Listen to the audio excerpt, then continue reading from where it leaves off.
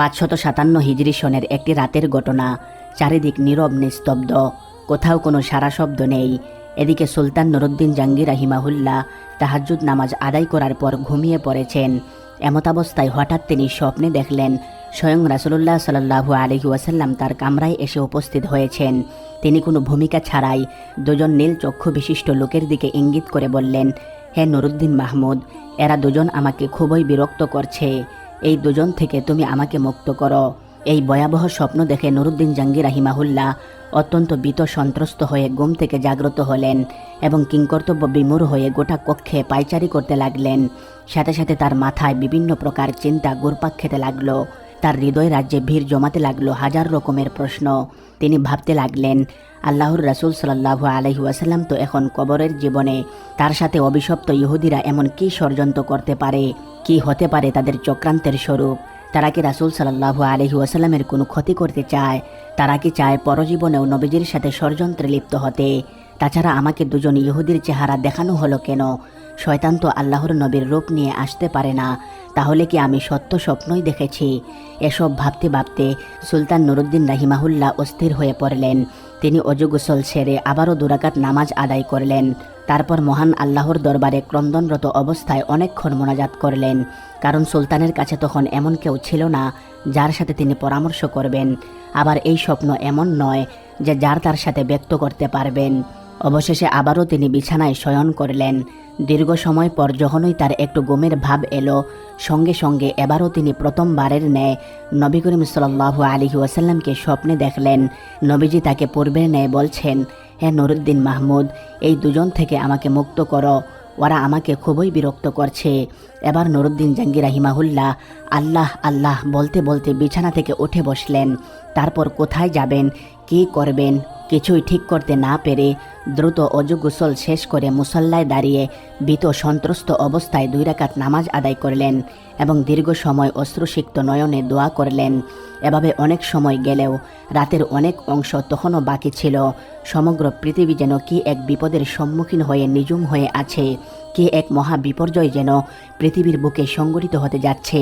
কঠিন বিপদের ঘনঘটা যেন চতুর্দিকে ছড়িয়ে পড়ছে। সুলতান মুখ তুলে আকাশ পানে তাকালেন। মনে হলো স্বপ্ন দেখা ওই দুজন লোক যেন তাকে ধরার জন্য দ্রুত গতিতে ধেয়ে আসছে। তিনি সেই চেহারা দুটোকে হৃদয়ের মণিকোঠা থেকে সরানোর চেষ্টা করলেন, কিন্তু কিছুতেই তা সম্ভব হলো না। শেষ পর্যন্ত নিরুপায় হয়ে সুলতান নুরুদ্দিন জাহাঙ্গীর রাহিমাহুল্লাহ চোখ বন্ধ করে আবারও তন্দ্রা বিভোর হয়ে শুয়ে পড়লেন। শোয়ার পর তৃতীয়বারও তিনি একই ধরনের স্বপ্ন দেখলেন। রাসূলুল্লাহ সাল্লাল্লাহু আলাইহি ওয়াসাল্লাম আবারও সেই একই কথা বলছেন। রাসূলুল্লাহ সাল্লাল্লাহু আলাইহি ওয়াসাল্লামের বক্তব্য শেষ হওয়ার পর নুরুদ্দিন জাহাঙ্গীর রাহিমাহুল্লাহ ক্রন্দনরত অবস্থায় বিছানা পরিত্যাগ করলেন। এবার তার দৃঢ় বিশ্বাস জন্মালো যে নিশ্চয়ই প্রিয় নবী সাল্লাল্লাহু আলাইহি ওয়াসাল্লামের রওজা মুবারক কোনো না কোনো মহা বিপদের সম্মুখীন হয়েছে। তিনি তড়িৎ গতিতে ওযু গোসল করে ফজরের নামাজ আদায় করলেন। নামাজ শেষ করে প্রধানমন্ত্রী জামালউদ্দিন মৌসুলীর নিকট গিয়ে গোপনীয়তা রক্ষার প্রতিশ্রুতি নিয়ে স্বপ্নের বিবরণ বিস্তারিত শোনালেন এবং এই মুহূর্তে কী করা যায় সেই ব্যাপারে সুচিন্তিত পরামর্শ চাইলেন। তখন জালালউদ্দিন মৌসুলী রাহিমাহুল্লাহ স্বপ্নের বৃত্তান্ত অবগত হয়ে বললেন, হুজুর, আপনি এখনও বসে আছেন। নিশ্চয়ই প্রিয় নবী সাল্লাল্লাহু আলাইহি ওয়াসাল্লামের রওজা মুবারক কোনো কঠিন বিপদের সম্মুখীন হয়েছে। তাই এই বিপদ থেকে উদ্ধার করার জন্য বারবার তিনি আপনাকে স্মরণ করেছেন। অতএব আমার পরামর্শ হলো, আপনি সময় নষ্ট না করে অতি সত্বর মদিনার পথে অগ্রসর হন। পরামর্শ পেয়ে সুলতান নুরুদ্দিন জাহাঙ্গীর রাহিমাহুল্লাহ আর কাল বিলম্ব করলেন না। তিনি 16,000 দ্রুতগামী অশ্বারোহী সৈন্য এবং বিপুল ধন সম্পদ নিয়ে বাগদাদ থেকে মদিনা অভিমুখে রওনা হলেন। রাত দিন লাগাতার সফর করে 17তম দিনে তারা মদিনা শরীফে এসে পৌঁছালেন। অতঃপর সৈন্য বাহিনী সহ 2 রাকাত নফল নামাজ আদায় করে দীর্ঘ সময় ধরে মোনাজাত করলেন। অতঃপর সুলতান তার সৈন্য বাহিনী দ্বারা সম্পূর্ণ মদিনা শহর ঘেরাও করে ফেললেন এবং তিনি গোটা শহরে আদেশ জারি করে দিলেন যে বাহিরের লোক মদিনায় আসতে পারবে, কিন্তু সাবধান, মদিনা থেকে কোনো লোক যাতে বাহিরে যেতে না পারে। অতঃপর নুরুদ্দিন জাহাঙ্গীর রাহিমাহুল্লাহ জুমার নামাজের খুতবা প্রদান করলেন। তাতে তিনি ঘোষণা দিলেন, আমি পুরো মদিনাবাসীকে দাওয়াত দিয়ে একবেলা খানা খাওয়াতে চাই। আমার অভিলাষ সকলেই যেন এই দাওয়াতে অংশগ্রহণ করে। অতঃপর সুলতান মদিনাবাসীকে আপ্যায়নের জন্য বিশাল আয়োজন করলেন এবং প্রত্যেকের নিকট অনুরোধ করলেন মদিনার কোনো লোক যেন এই দাওয়াত থেকে বঞ্চিত না হয়। অতঃপর নির্ধারিত সময়ে খাওয়া দাওয়া শুরু হলো। প্রত্যেকেই তৃপ্তি সহকারে খানা খেল। যারা দূর দূরান্ত থেকে আসতে পারেনি তাদেরকেও শেষ পর্যন্ত ঘোড়া ও গাদার পিঠে চড়িয়ে আনা হলো। এভাবে প্রায় 15 দিন পর্যন্ত অগণিত লোক শাহী দাওয়াতে শরিক হলো। অতঃপর সুলতান জিজ্ঞাসা করলেন, আরও কেউ অবশিষ্ট আছে কি? থাকলে তাদেরকেও ডেকে আনো। তখন লোকেরা সুলতানকে অবগত করে বলল, হে সুলতান, আর কোনো লোক দাওয়াতে আসতে বাকি নেই। সমগ্র মদিনাবাসী দাওয়াতে উপস্থিত হয়েছে। এই কথা শুনে সুলতান সীমাহীন অস্থির হয়ে পড়লেন। চিন্তার অতই সাগরে তিনি হারিয়ে গেলেন। তিনি ভাবলেন, যদি আর কোনো লোক দাওয়াতে শরিক হতে বাকি না থাকে তাহলে সেই অভিশপ্ত দুজন লোক কোথায় গেল? আমি তো দাওয়াতে শরিক হওয়া প্রতিটি লোককেই অত্যন্ত গভীরভাবে পর্যবেক্ষণ করেছি, কিন্তু কারো চেহারাই তো স্বপ্নে দেখা লোক দুটোর চেহারার সাথে মিলল না। তাহলে কি আমার মিশন ব্যর্থ হবে? আমি কি ওই কুচক্রী লোক দুটোকে গ্রেফতার করে দৃষ্টান্তমূলক শাস্তি দিতে সক্ষম হব না? এসব চিন্তায় বেশ কিছুক্ষণ তিনি ডুবে রইলেন। তারপর আবারও তিনি নতুন করে ঘোষণা করলেন, আমার দৃঢ় বিশ্বাস মদিনার সকল লোকদের দাওয়াত খাওয়া এখনও শেষ হয়নি। অতএব সবাইকে আবারও অনুরোধ করা যাচ্ছে যে যারা এখনও দাওয়াত খেতে আসেনি তাদেরকে যেন অনুসন্ধান করে দাওয়াতে শরিক করা হয়। এই কথা শুনে মদিনাবাসী সকলেই এক বাক্যে বলে উঠল, হুজুর, মদিনার আশেপাশে এমন কোনো লোক বাকি নেই যারা আপনার দাওয়াতে অংশগ্রহণ করেনি। তখন সুলতান নুরুদ্দিন জাহাঙ্গীর রাহিমাহুল্লাহ বলিষ্ঠ কণ্ঠে বললেন, আমি যা বলেছি ঠিকই বলেছি, আপনারা ভালোভাবে অনুসন্ধান করুন। সুলতানের এই আত্মবিশ্বাস দেখে অগণিত জনতার মধ্য থেকে এক ব্যক্তি হঠাৎ করে বলে উঠল, হুজুর, আমার জানামতে দুজন লোক সম্ভবত এখনও বাকি আছে। তারা আল্লাহওয়ালা বুজুর্গ মানুষ, জীবনে কখনো কারো কাছ থেকে হাদিয়া তোহফা গ্রহণ করেন না, এমনকি কারো দাওয়াতেও শরিক হন না। তারা নিজেরাই লোকদেরকে অনেক দান খয়রাত করেন।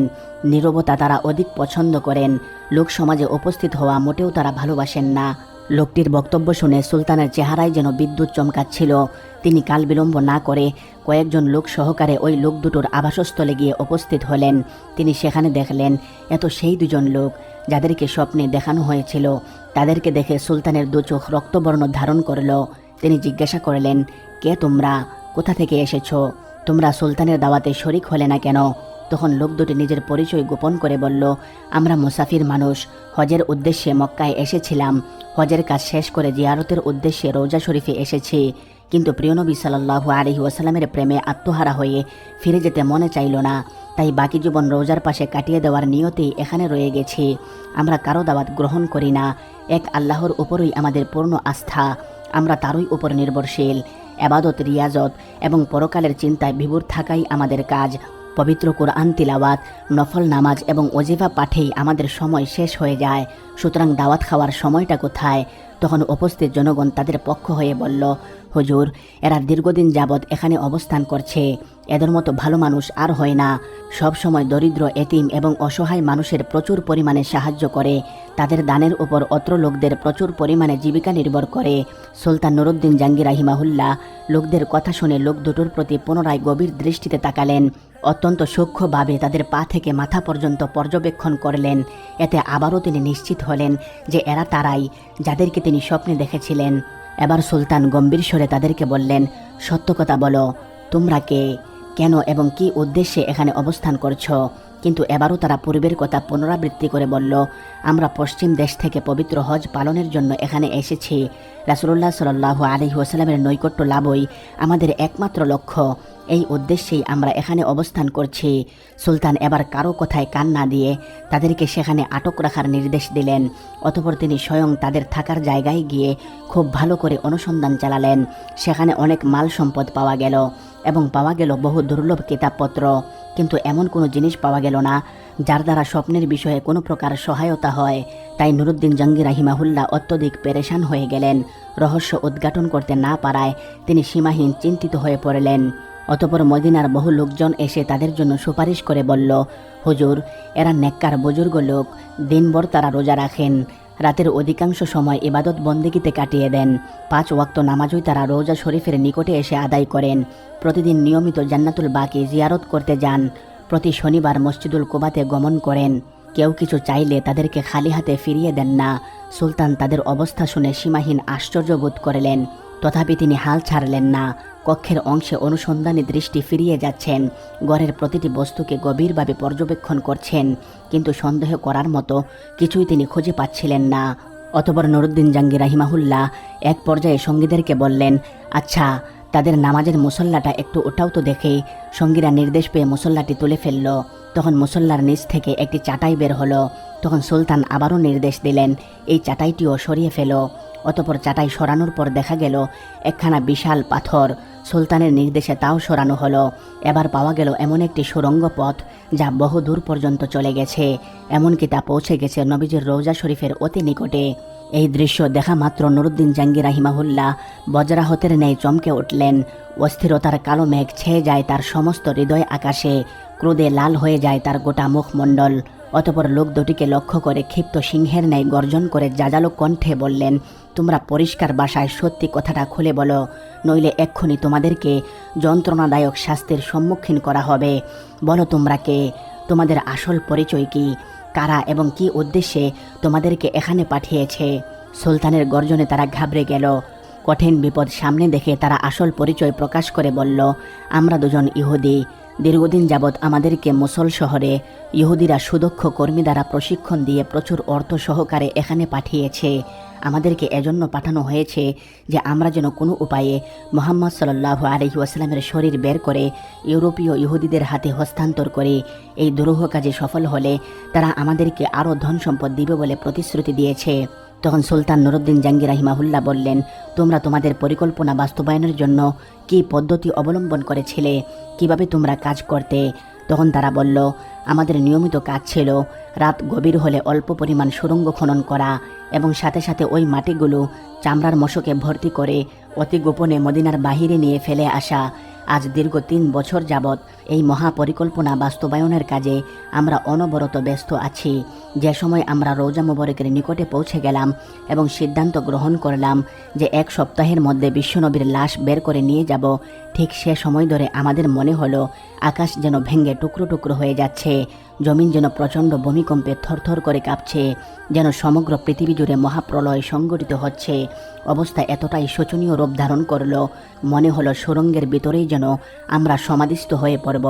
এই অবস্থা দেখে ভীত সন্ত্রস্ত হয়ে আমরা কাজ বন্ধ করে রেখেছি। তাদের বক্তব্যে সুলতানের নিকট সব কিছুই পরিষ্কার হয়ে গেল। তাই তিনি লোক দুটোকে নজিরবিহীন শাস্তি দেওয়ার ব্যবস্থা গ্রহণ করলেন, যাতে ভবিষ্যতে কেউ আর এমন দুঃসাহস দেখাতে না পারে। তিনি মসজিদ থেকে অর্ধমাইল দূরে একটি বিশাল ময়দানে উঁচু একটি কাঠের মঞ্চ তৈরি করলেন। সাথে সাথে সংবাদ পাঠিয়ে মদিনা এবং মদিনার আশেপাশের লোকদেরকে উক্ত ময়দানে হাজির হওয়ার নির্দেশ প্রদান করলেন। অতঃপর নির্ধারিত সময়ে লক্ষ লক্ষ মানুষ উক্ত মাঠে সমবেত হল। তখন সুলতান নুরুদ্দিন জাঙ্গি রাহিমাহুল্লাহ অপরাধী লোক দুটোকে লৌহ শিকলে আবদ্ধ করে মঞ্চের ওপর বসালেন। অতঃপর বিশাল জনসমুদ্রের মাঝে তাদের হীন চক্রান্ত এবং ঘৃণ্য তৎপরতার কথা উল্লেখ করলেন। সুলতান নুরুদ্দিন জঙ্গির বক্তব্য শুনে লোকজন বিস্ময়ে হতবাক হয়ে গেল। তারা এই ঘৃণ্য ষড়যন্ত্রের দৃষ্টান্তমূলক শাস্তি দাবি করল। তখন সুলতান বললেন, হ্যাঁ, এদের শাস্তি দৃষ্টান্তমূলকই হবে। অতঃপর তিনি তাদেরকে বিপুল পরিমাণ লাকড়ি সংগ্রহের নির্দেশ দিলেন। তারপর লক্ষ জনতার সামনে সেই ইহুদি দুটোকে মঞ্চের নিম্নভাগে আগুন লাগিয়ে পুরো ভস্ম করে দিলেন। কোনো কোনো বর্ণনায় পাওয়া যায় যে সেই আগুন নাকি দীর্ঘ 11 দিন পর্যন্ত জ্বলেছিল। অতঃপর সুলতান নুরুদ্দিন জঙ্গি রাহিমাহুল্লাহ বিপুল পরিমাণ অর্থ ব্যয় করে 1000 মণ সীসা গলিয়ে রওজা শরীফের চতুর্পাশে মজবুত প্রাচীর নির্মাণ করে দিলেন, যেন ভবিষ্যতে আর কেউ প্রিয়নবী সাল্লাল্লাহু আলাইহি ওয়াসাল্লামের কবর পর্যন্ত পৌঁছাতে সক্ষম না হয়। অতঃপর তিনি কাইমনোবাক্যে আল্লাহ তাআলার শুকরিয়া আদায় করলেন এবং তাকে যে এত বড় খেদমতের জন্য কবুল করা হলো সেজন্য আনন্দে অশ্রু বিসর্জন করলেন। একদা হযরত মাইজ বিন মালিক রাদিয়াল্লাহু তাআলা আনহু রাসূলুল্লাহ সাল্লাল্লাহু আলাইহি ওয়াসাল্লামের নিকট এসে বললেন, হে আল্লাহর রাসূল, আমাকে পবিত্র করুন। তখন নবী করিম সাল্লাল্লাহু আলাইহি ওয়াসাল্লাম বললেন, ধিক তোমাকে, তুমি এখান থেকে চলে যাও এবং আল্লাহর কাছে ক্ষমা চেয়ে তাওবা করো। এই কথা শুনে তিনি চলে গেলেন এবং সামান্য একটু দূরে গিয়ে পুনরায় ফিরে আসলেন এবং আবারও বললেন, হে আল্লাহর রাসূল, আমাকে আপনি পবিত্র করুন। রাসূলুল্লাহ সাল্লাল্লাহু আলাইহি ওয়াসাল্লাম এবারও তাকে পূর্বের ন্যায় বললেন। এভাবে লোকটি যখন চতুর্থবার এসে বললেন, তখন রাসূলুল্লাহ সাল্লাল্লাহু আলাইহি ওয়াসাল্লাম জিজ্ঞেস করলেন, আমি তোমাকে কোন জিনিস থেকে পবিত্র করব? তখন লোকটি বললেন, জেনা থেকে আমাকে পবিত্র করুন। তার কথা শুনে রাসূলুল্লাহ সাল্লাল্লাহু আলাইহি ওয়াসাল্লাম সাহাবীগণকে জিজ্ঞেস করলেন, এই লোকটি কি পাগল? তখন লোকেরা বলল, জি না, সে তো পাগল নয়। তখন নবীজি আবারও বললেন, লোকটি কি মদ পান করেছে? তখন এক ব্যক্তি এগিয়ে গিয়ে তার মুখ শুকে তার মুখ থেকে মদের গন্ধ পেল না। তখন রাসূলুল্লাহ সাল্লাল্লাহু আলাইহি ওয়াসাল্লাম তাকে জিজ্ঞেস করলেন, তুমি কি সত্যিই জেনা করেছ? তখন লোকটি বলল, জি হ্যাঁ ইয়া রাসূলুল্লাহ। তখন নবী করিম সাল্লাল্লাহু আলাইহি ওয়াসাল্লাম তাকে পাথর মেরে হত্যা করার নির্দেশ দিলেন। অতঃপর নির্দেশ মোতাবেক তাকে পাথর মেরে হত্যা করা হলো। এই ঘটনার 2-3 দিন পর রাসূলুল্লাহ সাল্লাল্লাহু আলাইহি ওয়াসাল্লাম সাহাবীদের নিকট এসে বললেন, তোমরা মাইজ বিন মালিকের জন্য ক্ষমা প্রার্থনা করো। তখন সাহাবীগণ বললেন, আল্লাহ তাআলা মাইজ বিন মালিককে ক্ষমা করুন। এরপর রাসূলুল্লাহ সাল্লাল্লাহু আলাইহি ওয়াসাল্লাম বললেন, সে এমন তাওবা করেছে, যদি তা সমস্ত উম্মতের মধ্যে বিতরণ করে দেওয়া হয় তবে তা সকলের গুনাহ মোচনের জন্য যথেষ্ট হবে। অতঃপর গামিদি গোত্রীয় এক মহিলা এসে বলল, হে আল্লাহর রাসূল, আমাকে পবিত্র করুন। তখন রাসূলুল্লাহ সাল্লাল্লাহু আলাইহি ওয়াসাল্লাম বললেন, ধিক তোমাকে, তুমি এখান থেকে চলে যাও এবং আল্লাহর কাছে ক্ষমা চেয়ে তওবা করো। তখন মহিলাটি বলল, আপনি মাইজ বিন মালিককে যেভাবে ফিরিয়ে দিয়েছেন আমাকেও কি সেভাবে ফিরিয়ে দিতে চান? আমার গর্বের এই সন্তান জেনার। তখন নবী করিম সাল্লাল্লাহু আলাইহি ওয়াসাল্লাম জিজ্ঞেস করলেন, তুমি কি সত্যিই অন্তঃসত্ত্বা? তখন মহিলাটি বলল, জি হ্যাঁ। তখন রাসূলুল্লাহ সাল্লাল্লাহু আলাইহি ওয়াসাল্লাম বললেন, তুমি এখন যাও, তোমার পেটের বাচ্চা প্রসব হওয়া পর্যন্ত অপেক্ষা করো। অতঃপর আনসারী এক লোক মহিলাটির সন্তান হওয়া পর্যন্ত তাকে নিজের তত্ত্বাবধানে নিয়ে গেলেন। কিছুদিন পর মহিলাটির সন্তান প্রসব হলো। অতঃপর আনসারী লোকটি রাসূলুল্লাহ সাল্লাল্লাহু আলাইহি ওয়াসাল্লামের খেদমতে এসে বলল, হে আল্লাহর রাসূল, গামিদি মহিলাটি সন্তান প্রসব করেছে। তখন রাসূলুল্লাহ সাল্লাল্লাহু আলাইহি ওয়াসাল্লাম বললেন, এই শিশু বাচ্চাটিকে রেখে আমরা মহিলাটিকে পাথর মেরে হত্যা করতে পারি না, কারণ তাকে দুধ পান করানোর মতো কেউ নেই। এই সময় একজন আনসারী সাহাবী দাঁড়িয়ে বলল, হে আল্লাহর রাসূল, আমি তার দুধ পান করানোর ব্যবস্থা করব। তখন নবী করিম সাল্লাল্লাহু আলাইহি ওয়াসাল্লাম তাকে পাথর মেরে হত্যা করার নির্দেশ দিলেন। অন্য আরেকটি বর্ণনা অনুযায়ী রাসূলুল্লাহ সাল্লাল্লাহু আলাইহি ওয়াসাল্লাম মহিলাটিকে বললেন, তুমি চলে যাও এবং সন্তান প্রসব হওয়া পর্যন্ত অপেক্ষা করো। তখন মহিলাটি বাড়িতে চলে যায়। অতঃপর সন্তান প্রসবের পর সে যখন নবীজির কাছে আসলো, তখন নবী করিম সাল্লাল্লাহু আলাইহি ওয়াসাল্লাম বললেন, তুমি আবার চলে যাও এবং বাচ্চাটিকে দুধ পান করাও এবং দুধ ছাড়ানো পর্যন্ত অপেক্ষা করো। অতঃপর যখন বাচ্চাটির দুধ খাওয়া বন্ধ হয়ে গেল, তখন মহিলাটি বাচ্চাটির হাতে এক টুকরো রুটি দিয়ে তাকে সাথে নিয়ে রাসূলুল্লাহ সাল্লাল্লাহু আলাইহি ওয়াসাল্লামের খেদমতে হাজির হলো। এবার মহিলাটি বলল, হে আল্লাহর নবী, এই দেখুন, আমি তাকে দুধ ছাড়িয়েছি, এমনকি সে নিজের হাতে খানাও খেতে পারে। তখন রাসূলুল্লাহ সাল্লাল্লাহু আলাইহি ওয়াসাল্লাম বাচ্চাটিকে একজন মুসলমানের হাতে তুলে দিলেন এবং মহিলাটির জন্য গর্ত খোঁড়ার নির্দেশ দিলেন। অতঃপর তার জন্য বুক পর্যন্ত গর্ত খনন করা হলো। এরপর সাধারণ জনগণ মহিলাটিকে পাথর মারতে শুরু করলো। হযরত খালিদ বিন ওয়ালিদ রাদিয়াল্লাহু তাআলা আনহু সামনে অগ্রসর হয়ে তার মাথায় এক খণ্ড পাথর নিক্ষেপ করলে রক্ত ছিটে এসে তার মুখমণ্ডলের উপর পড়ল। তখন তিনি মহিলাটিকে গালমন্দ করলেন। তা শুনে রাসূল সাল্লাল্লাহু আলাইহি ওয়াসাল্লাম বললেন, থামো হে খালেদ, যার হাতে আমার জীবন তার কসম করে বলছি, ওই মহিলাটি এমন তাওবা করেছে, যদি রাজস্ব আদায়ে কারচুপিকারী ব্যক্তিও এমন তওবা করত তাহলে তাকেও ক্ষমা করে দেওয়া হতো।